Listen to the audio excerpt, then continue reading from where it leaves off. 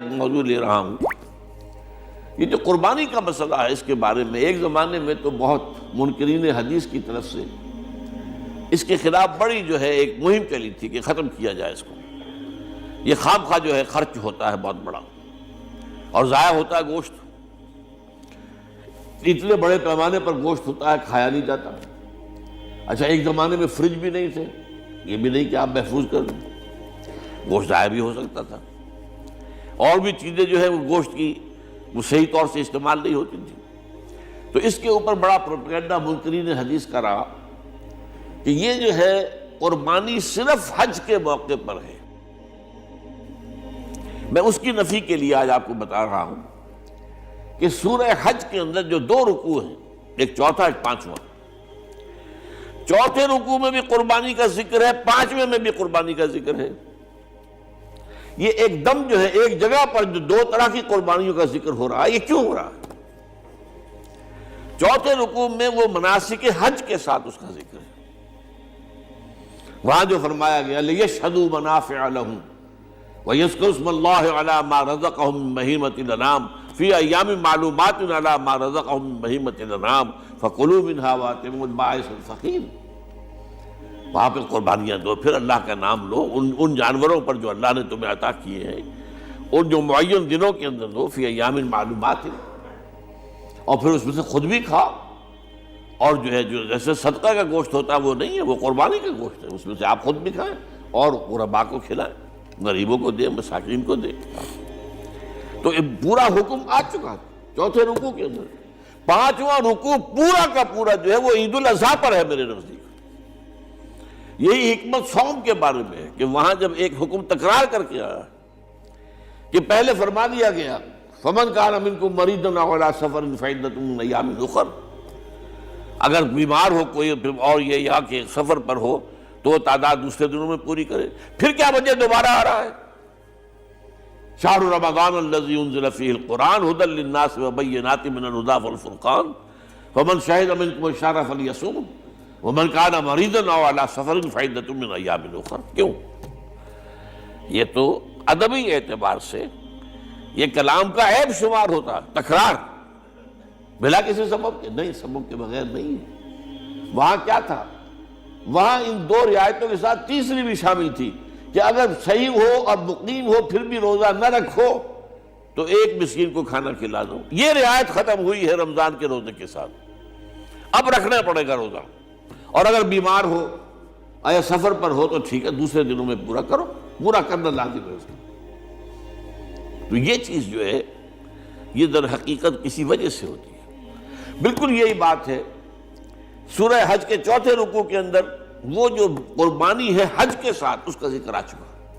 اب سنیے یہ جو آ رہا ہے، فرمایا اب سنیے یہ جو آ رہا ہے، فرمایا وَلِكُلِّ أُمَّةٍ جَعَلْنَا مَنْسَكًا، ہر امت پر ہم نے ایک جو ہے قربانی کا معاملہ نازل وہ جو ہے فرض کیا ہے۔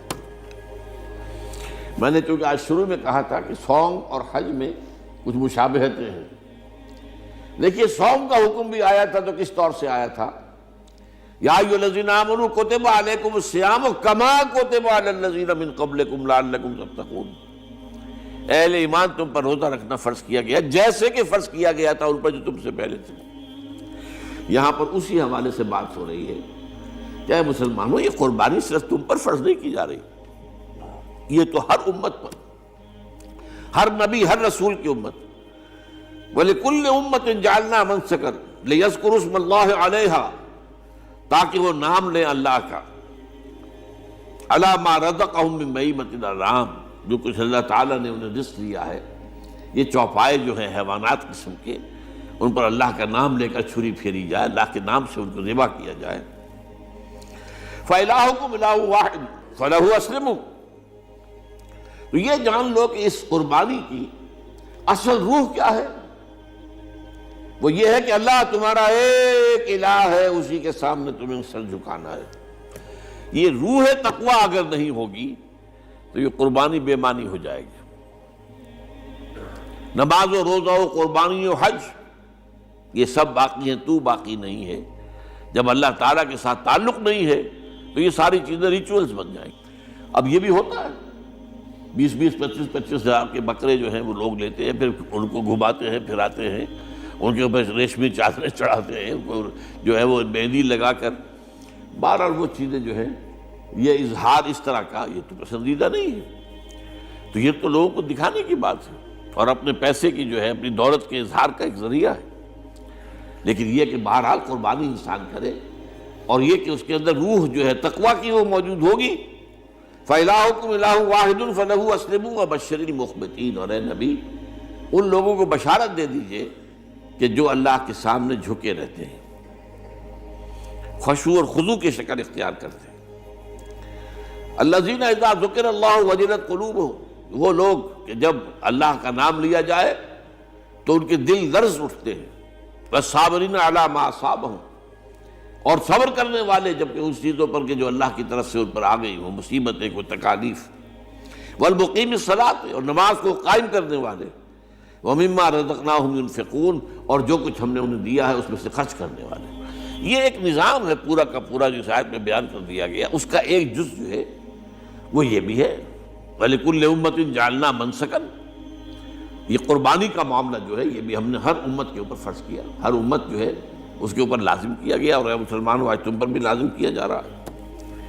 وَالْبُدْنَ جَعَلْنَاهَا لَكُم مِّن شَعَائِرِ اللَّهِ، اور یہ جو قربانی کے اونٹ ہیں، یہ خاص طور پر چونکہ عرب میں تو اونٹ کی قربانی ہوتی تھی، دوسرے جانور تو وہاں کم ہوتے ہیں، اور بہرحال ان کی قیمتی متاع بھی اونٹ ہے۔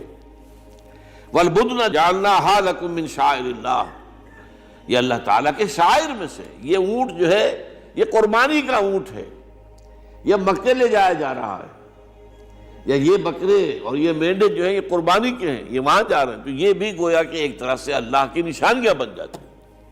ان کے حوالے سے اللہ تعالیٰ کا ایک تصور اور اللہ تعالیٰ کے ساتھ ایک ذہنی رشتہ قائم ہوتا ہے۔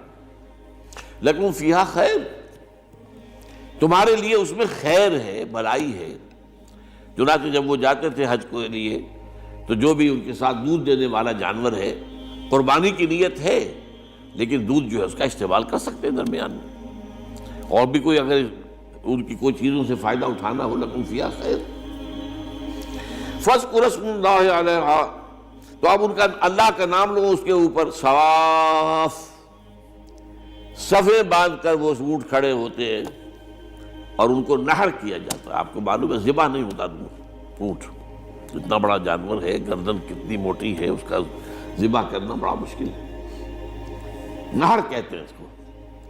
کھڑا ہے اونٹ اور ایک برچھا، چھوٹا سا برچھا ہے جو اس کے یہاں گردن کے یہ جہاں آ کر دونوں ہنسلیاں ملتی ہیں وہاں پر مارا جاتا ہے، اور یہاں سے جو بہت بڑی وین ہے وہ در حقیقت ایورٹا، وہ جو ہے ختم ہوتا ہے، تو وہاں سے خون کا پھر فوارہ آتا ہے، اور اس کے بعد پھر وہ اونٹ کھڑا کھڑا وہ رفتہ رفتہ اس کا جب خون نکل جاتا ہے تو وہ کمزور ہو کر نیچے گر جاتا ہے۔ یہ نہر ہے۔